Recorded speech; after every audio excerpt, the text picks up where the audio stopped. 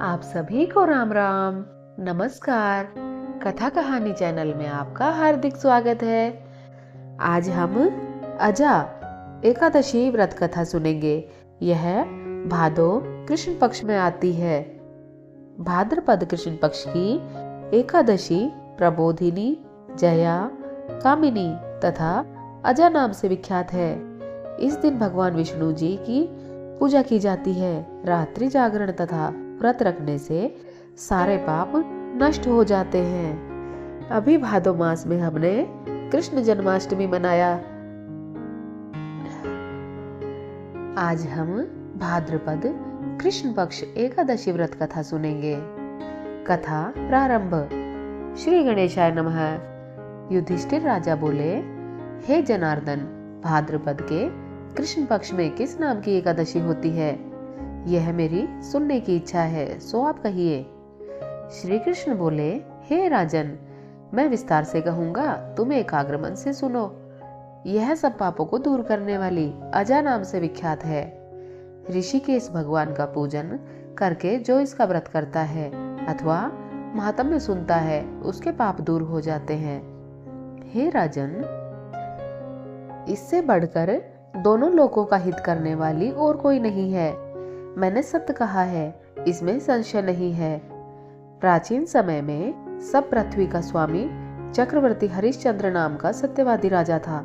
वह किसी कर्म के वश राज्य से भ्रष्ट हो गया। उसने अपनी स्त्री, पुत्र और अपने शरीर को भी बेच दिया। हे राजेंद्र, वह धर्मात्मा राजा चांडाल के यहाँ नौकर हो गया, परंतु उसने सत्य नहीं छोड़ा।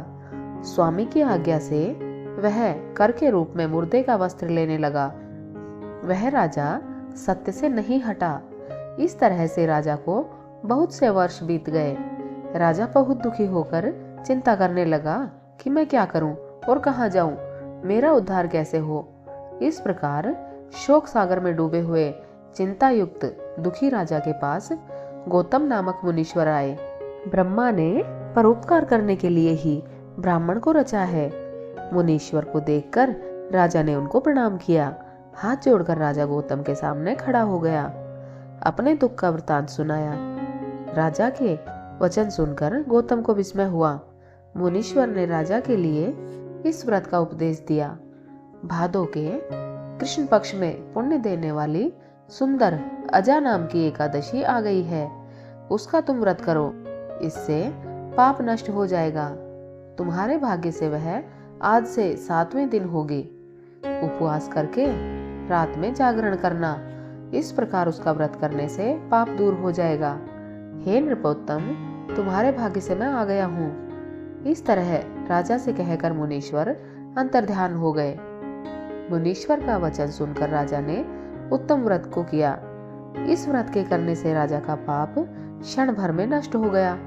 हे राज शार्दुल, इस व्रत का प्रभाव सुनो। जो कष्ट बहुत वर्षों तक भोगने पड़ते हैं, वह शीघ्र नष्ट हो जाते हैं। इस व्रत के प्रभाव से राजा का दुख दूर हो गया, स्त्री मिल गई और मरा हुआ पुत्र जीवित हो गया। देवताओं ने नगाड़े बजाए, आकाश से फूलों की वर्षा हुई। एकादशी के प्रभाव से राजा ने निष्कंटक राज किया। सब पुरवासियों और कुटुंबियों समेत राजा स्वर्ग को गया। हे राजन, इस प्रकार के व्रत को द्विजोत्तम करते हैं। वे निश्चय सब पापों से छूटकर स्वर्ग को जाते हैं। हे राजन, इसके पाठ करने और सुनने से अश्वमेध यज्ञ का फल प्राप्त होता है। इति श्री ब्रह्मवैवर्त पुराणे भाद्रपद कृष्ण पक्षे अजा एकादशी व्रत कथा महात्म्य समाप्त। इस प्रबोधिनी एकादशी व्रत कथा से हमें यही शिक्षा मिलती है कि जीवन में हमेशा सत्य के पथ पर चलें। श्री हरि विष्णु की कृपा आप पर हमेशा बनी रहे। हमारी कथा कहानियां सुनने के लिए आपका बहुत बहुत आभार।